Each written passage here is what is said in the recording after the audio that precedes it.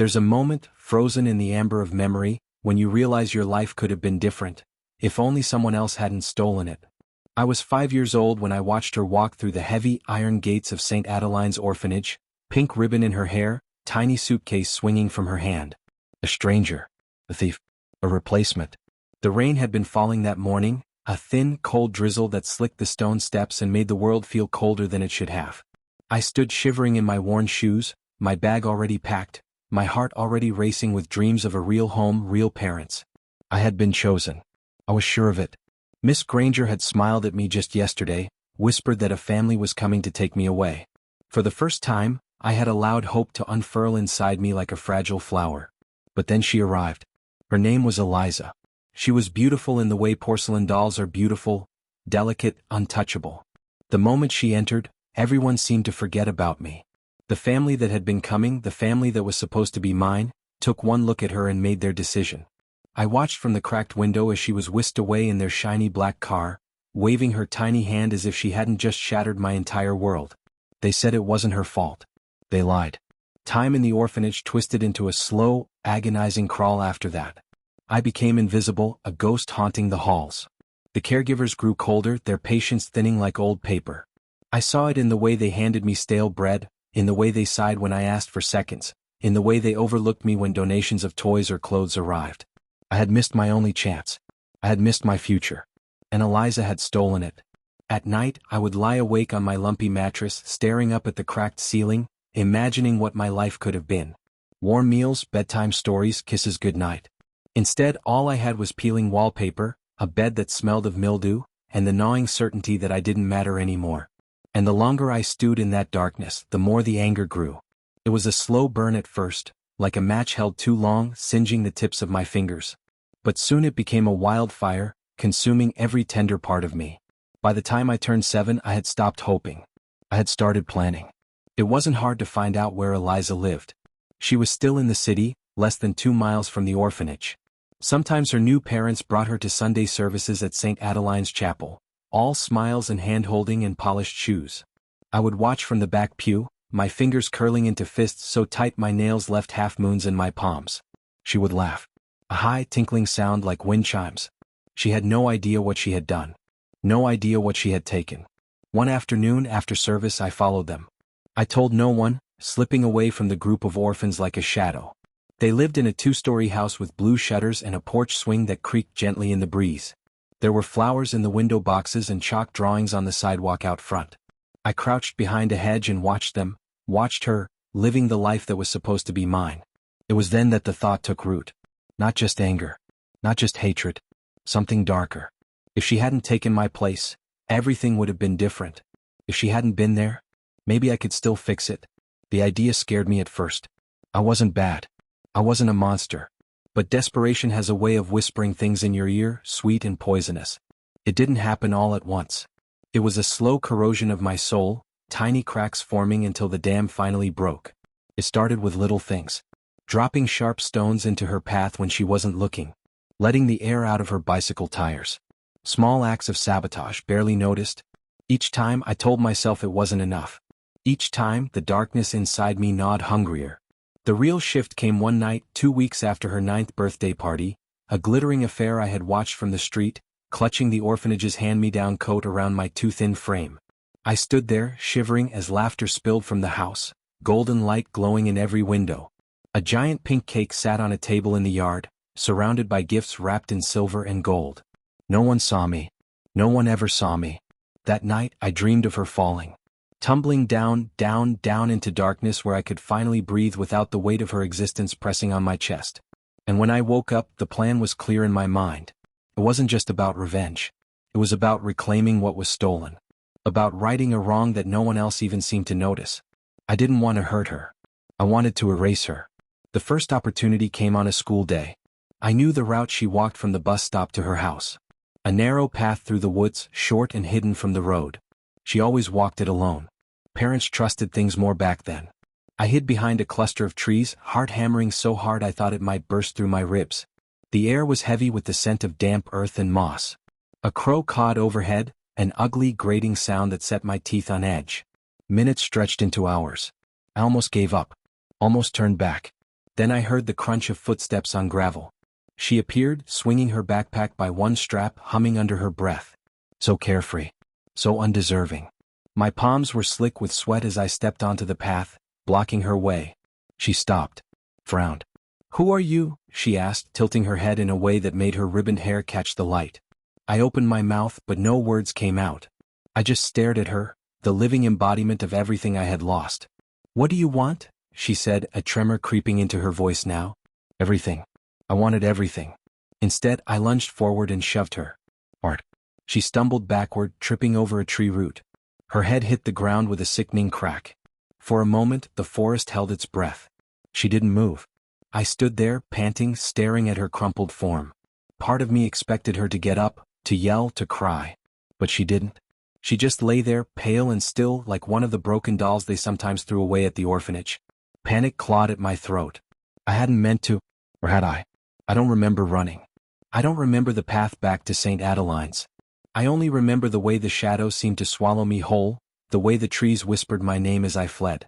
Later, when they found her, they said it must have been an accident. A tragic misstep. A poor girl walking alone, slipping in the woods. No one suspected me. No one ever saw me. But I knew the truth. I had taken her life. And somehow, even after everything, the spot she left behind stayed empty. No one came to choose me. No one ever would. The days after Eliza's death blurred together into a gray fog. At St. Adeline's, life went on as if nothing had happened. The morning bells still rang out over the damp courtyard. The same tasteless porridge was ladled into chipped bowls. Miss Granger's voice still rasped through the halls, barking orders with mechanical indifference. But inside me something had shifted. At first, I thought it would feel like victory. I thought the gnawing hunger in my chest would be satisfied now that Eliza was gone. I had pictured it so many times, me finally seen, finally chosen. But instead the emptiness grew. It was as if by taking her life, I had hollowed out a part of myself too. Worse, I began to see her. It started small.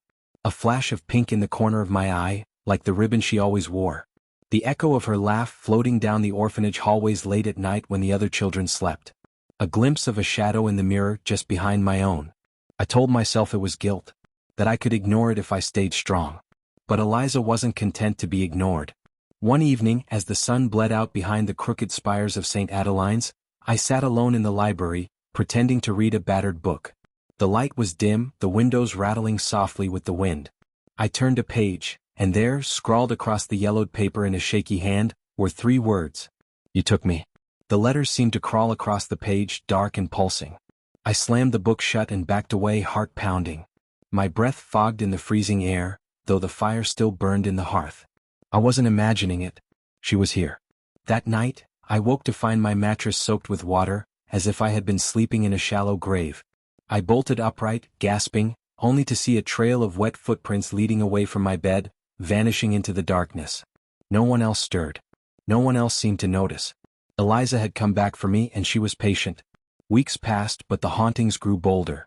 Objects moved when I wasn't looking. My few belongings vanished, only to reappear in strange places.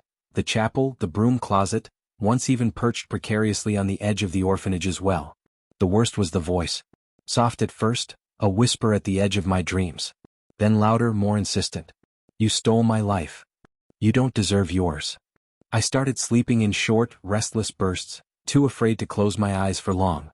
Shadows danced at the edges of my vision, and every creak of the old building became a footstep, every gust of wind a breath against my ear. The other children began to avoid me. Maybe they sensed it too, the darkness clinging to me like a second skin. Or maybe they were just afraid of my hollow stare, my sudden outbursts when the whispers became too loud to ignore. Miss Granger pulled me aside one morning after breakfast, her lips a tight line. "You need to stop this nonsense," she said sharply, her hand clamped painfully around my wrist. "No one is haunting you. No one is watching you. It's all in your head." But even as she spoke, I saw it, the faint outline of a small handprint blooming across the window behind her. A handprint too small, too perfect to belong to anyone else. I stopped listening to Miss Granger after that. She couldn't save me. No one could. One rainy afternoon, when the sky boiled black with thunderclouds, the older boys dared each other to go down into the basement, a crumbling labyrinth of stone and rot beneath the orphanage. I didn't want to go. But the whispers urged me. "Come and see." The stairs groaned under my weight as I crept down, the lantern in my shaking hand casting long jittery shadows. The air was colder here, wet and metallic like the inside of a tomb. I stumbled into a small room at the far end, a forgotten storage area filled with broken furniture and moldy boxes. In the corner stood a cracked mirror, its surface clouded with age. As I lifted the lantern, the glass cleared just enough to show me my reflection. But it wasn't just me. Eliza stood behind me, her dress muddy and torn, her pale face twisted into something both sorrowful and furious. Her mouth moved silently, forming words I couldn't hear but felt deep in my bones. I dropped the lantern. The flame guttered out, plunging me into blackness. And in that darkness, small cold fingers brushed my arm. I screamed. When the caregivers found me hours later, curled up and rocking in the corner, I was incoherent, babbling about Eliza, about how she wouldn't leave me alone. They said I was ill. They said I needed rest. They said prayers over me at dinner that night. But prayers can't reach a place that dark. I knew then that Eliza wasn't going to stop. She didn't want to scare me. She didn't want revenge. She wanted to trade places. She wanted me gone. The realization hit me like ice water in my veins. All this time I thought I had taken her life to get mine back. But in doing so I had invited her in. I had opened the door and now she was waiting on the other side, smiling her broken doll's smile. I had a choice. Stay here, with the guilt clawing at my insides until there was nothing left of me. Or find a way to end it. Permanently. It was a stormy night when I decided. Thunder cracked overhead like the earth itself was breaking open. Rain lashed against the windows and sheets. The orphanage lights flickered and died, plunging everything into darkness. I slipped from my bed, the floorboards cold and unwelcoming beneath my feet. I moved through the hallways by memory, each step heavier than the last. I knew where I had to go. The well. It stood in the center of the courtyard, ancient and crumbling, its stones slick with moss. As children we had been warned to stay away. It was deep, dangerous, bottomless, some said. A place where secrets went to rot. Perfect. I reached the well, the rope swaying in the violent wind. Lightning lit up the sky, and for a moment, I saw her standing across the courtyard. Eliza. Watching. Waiting. I climbed onto the low stone wall, arms stretched out like wings, and looked down into the endless black mouth of the well. If I jumped, maybe it would end. Maybe the guilt, the whispers, the cold touch in the night, maybe it would all finally stop. I closed my eyes, breathed deep, and then, a hand seized my wrist. Not small and cold like Eliza's. Strong. Solid. Miss Granger. She pulled me back roughly, shouting something I couldn't hear over the roar of the storm. Her face was a mask of fury and fear, and in her other hand she held a flashlight that cut a pale swath through the darkness. I fought her, screaming, kicking, desperate to be free. But she held on. And when I finally stopped struggling, gasping for air, she looked into my eyes with a weariness I hadn't seen before. You are not cursed, she said fiercely. You are haunted by your own choices. But you can fight this. You can still come back. Could I? Or was it already too late? As she dragged me back inside, the storm closed in behind us, sealing the world outside in a shroud of black. But as the door slammed shut, I swore I saw Eliza's face in the window, smiling wider than ever before. The days after the well incident stitched themselves into a distorted tapestry of blurred hours and whispered warnings. Miss Granger kept me under watch like a hawk, always within arm's reach. I was forbidden from going near the courtyard, forbidden from walking the halls alone at night. To the other children, it was as if I had become something contagious, something dangerous to avoid. Their stares followed me like invisible needles, pricking my skin everywhere I went. And through it all, Eliza watched too. At first, she remained at the edges, a wraith haunting the corners of mirrors, the spaces between flickering lights. But the longer I fought her, the closer she came. One night, when the orphanage had fallen into a heavy, unnatural silence, I heard a soft scratching at the door of my room. Scratch, scratch, scratch. I pulled the thin blanket tighter around myself, willing the sound away. But the scratching grew louder, more insistent, until it was a ragged clawing like fingernails against wood. Then 3 slow, deliberate knocks. I couldn't move, could barely breathe. The door creaked open. Standing there, bathed in the sickly glow of the hallway's dying light, was Eliza. But she wasn't the girl I remembered. Her skin was ashen, stretched too tightly over her bones. Her eyes, once bright and curious, were 2 black hollows that seemed to drink in the light around them. Her dress hung from her like a shroud, still torn and mud-streaked from that fateful day by the river. She lifted a hand, bloodless, trembling, and beckoned. "Come with me," she whispered, her voice thin as spider silk. "It's time." I wanted to scream, to run. But my body betrayed me, moving forward on shaking legs, drawn by a force deeper than fear. Eliza turned and began walking down the hall, her bare feet leaving damp, dark footprints on the wood. I followed. Down the stairs, past the cracked portraits of forgotten benefactors, past the chapel where cold candles flickered weakly in protest. We reached the old East Wing, a place abandoned years ago after a fire gutted it to the rafters. The door hung crooked on its hinges. Charred beams jutted from the ceiling like broken bones. The smell of damp ash and mold clung to the air. Eliza slipped through the broken doorway, and I hesitated only a moment before stepping inside. The room beyond was empty, save for a cracked marble fountain in the center. It was dry, the statue of an angel above it blackened with soot, its face melted into something unrecognizable. Eliza stood beside it, waiting. "You took my place," she said softly. "Now you must give it back." I shook my head, the terror finally loosening my voice. "I didn't mean to. I wanted to be chosen. I wanted to stay." Her head tilted, the motion jerky, unnatural. "So did I." Behind her, the shadows thickened, coiling like smoke. I could feel them reaching for me, cold and suffocating. I stumbled back, but the door slammed shut behind me with a deafening crack. "Trap." Eliza stepped forward, her dead eyes gleaming. "There's only one way," she said. "Only one trade." I understood then. She wanted me to take her place, truly take her place. Not just at St. Adeline's but in death. I could feel the darkness pulling at me, hungry, eager. The room seemed to tilt, the floor rippling like water under my feet. "Give it to her," a voice hissed in my ear, not Eliza's but my own guilt, my own fear. "You deserve this." I fell to my knees, hands pressed to the cold stone floor, sobbing. "I'm sorry," I choked out. "I'm sorry, Eliza. I didn't mean for you to die. I didn't mean." She knelt before me, reaching out with cold fingers to brush the tears from my cheeks. "For every choice," she whispered, "there is a cost." She leaned closer, her breath icy against my ear. "Pay it." A blinding white light exploded behind my eyes, and suddenly I was somewhere else. Floating. Weightless. A place where time didn't exist, where sound was swallowed before it could form. And in that void I saw a door. Heavy. Ironbound. Eliza stood on the other side, smiling sadly, one hand pressed to the wood. I understood. If I opened the door, she would take my place among the living. And I would be trapped here in this cold nothingness forever. But part of me wanted to. Part of me believed I deserved it. My hand rose, trembling, reaching for the latch. Closer. Closer. No. A sharp voice tore through the void like a blade. I turned. Miss Granger stood there, radiant and furious, her hand outstretched. "You will not have her," she said to Eliza, or whatever dark thing Eliza had become.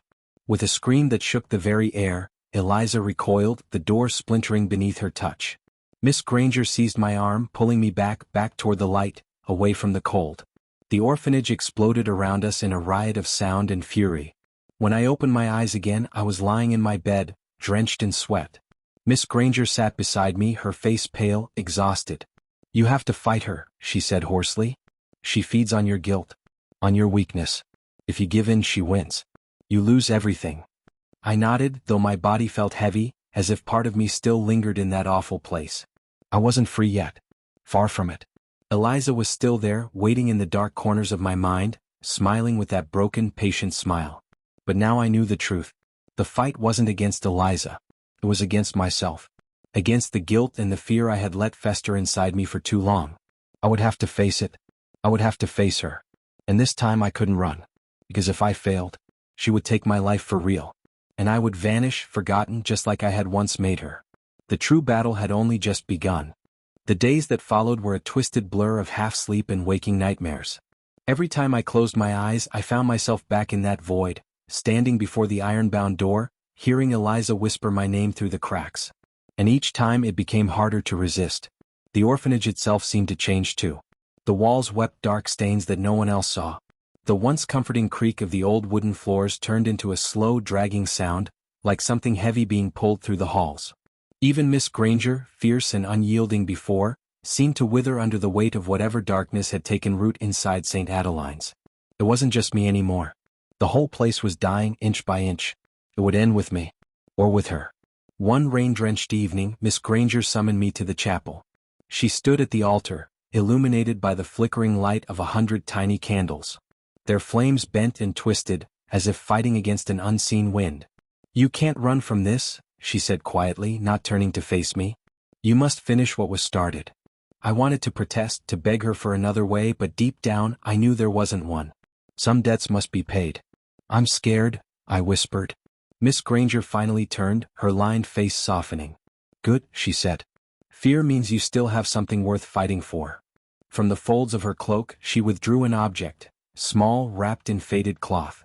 She placed it into my hands with surprising tenderness. Unwrapping it, I found a locket. Tarnished. Inside, 2 tiny portraits stared back at me, one of Eliza, bright-eyed and smiling, and one of a woman I didn't recognize. Her mother, maybe. "Carry it with you," Miss Granger said. "It's a tether. A reminder that she was once just a girl. Hurt and lost. Just like you." The candles sputtered violently then, throwing wild shadows across the chapel walls. It was time.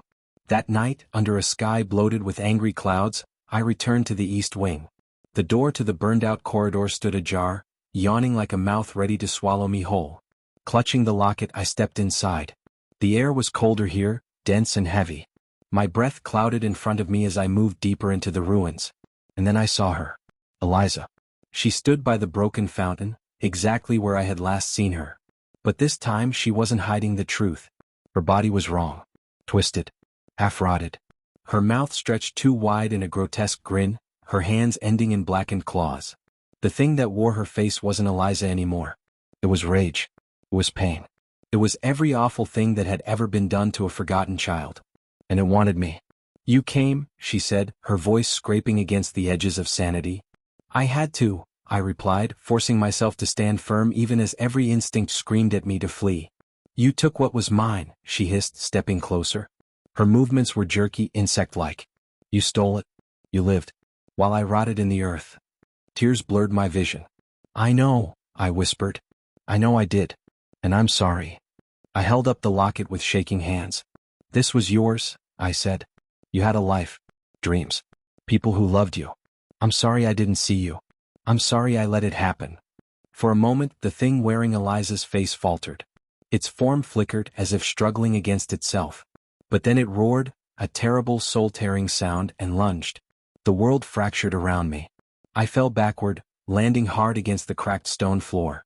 Pain exploded in my ribs, but I forced myself up, scrambling back. Eliza's shadow loomed over me, bigger now, more monstrous. The locket seared against my skin, burning with a fierce, golden light. "You can't have me," I gasped. "Not like this."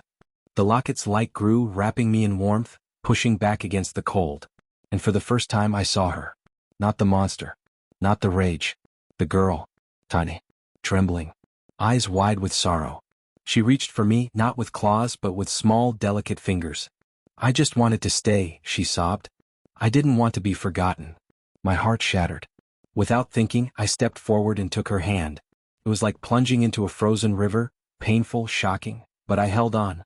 "You're not forgotten," I said, tears streaming down my face. "You mattered. You still matter." The world around us shifted. The broken fountain mended itself, water flowing once more. The blackened walls of the orphanage brightened, scrubbed clean of soot and decay. And Eliza, sweet, broken Eliza, smiled.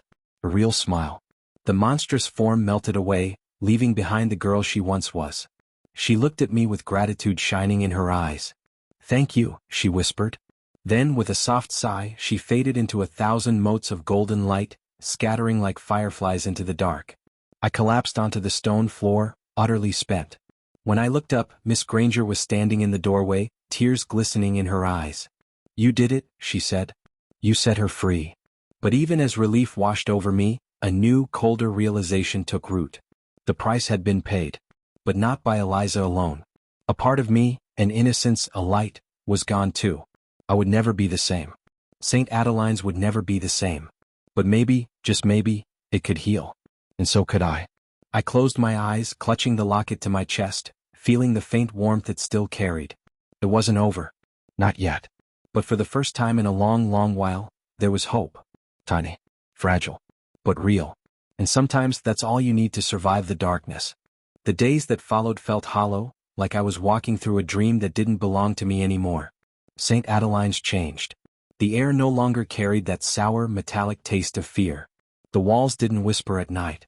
The other children, who had once looked at me with suspicion and fear, now treated me differently, tentatively, almost reverently.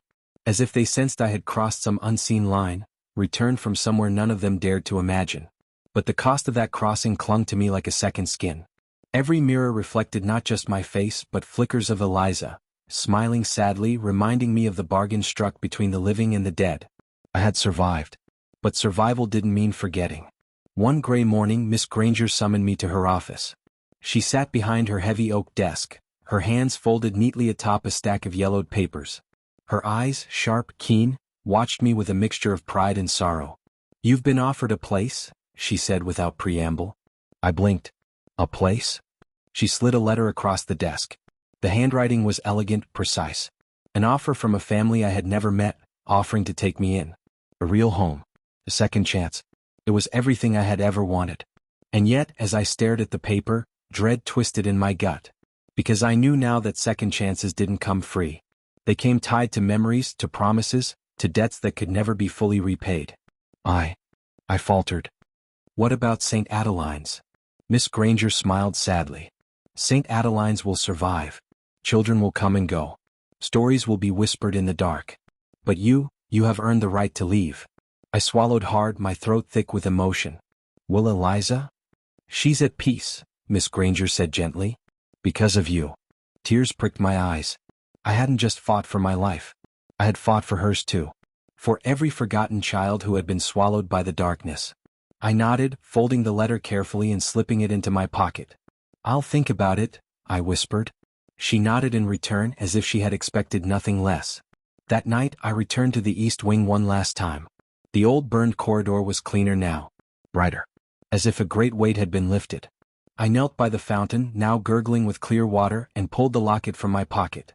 For a long time I just sat there, tracing the tiny faces inside. "Thank you," I said softly to the empty room, "for teaching me how to be brave." I placed the locket on the edge of the fountain. A gift. A memorial. A promise. As I stood to leave, a gust of warm wind stirred the air, carrying with it the faintest echo of a girl's laughter, sweet, light, and free. I smiled through my tears and turned away. Eliza was gone. But not forgotten. Never forgotten. The following week, I packed my few belongings into a battered suitcase and stood at the front gates of St. Adeline's for the last time. The children gathered in small clusters, whispering, watching. Miss Granger stood a little apart, her face unreadable. The car idled at the curb, waiting. One of the younger children, a boy with big brown eyes and a runny nose, ran up to me, clutching something in his tiny hand. It was a daisy, wilted but still stubbornly clinging to life. "For you," he mumbled, thrusting it toward me. "So you don't forget us." I knelt, taking the flower carefully. "I'll never forget," I promised. And I meant it. Because St. Adeline's wasn't just a place. It was a battleground. A graveyard. A cradle. It was where I had learned that survival wasn't about escaping the darkness. It was about carrying the light with you, even when it felt like nothing else remained. I ruffled the boy's hair and rose to my feet, the daisy pressed close to my heart. With one last look back at the orphanage, the cracked bricks, the weathered statues, the battered soul of the place, I stepped into the waiting car. The engine roared to life. The gates creaked open. And I drove away into a future that was no longer written by fear. But sometimes on the coldest nights I still dream. Of the river. Of the well. Of a girl with hollow eyes and a shattered smile. She waits on the edge of my mind, watching. Not with malice. Not with anger. But with a quiet, solemn remembrance. As if to say, we are the same, you and I. Survivors. Haunted. But not forgotten. Never forgotten. And I carry her memory with me, not as a burden but as a vow. A vow to see the unseen. To remember the forgotten. To fight always for the ones who have no voice. Because once, long ago, someone fought for me. And because some debts are too sacred to ever truly be repaid.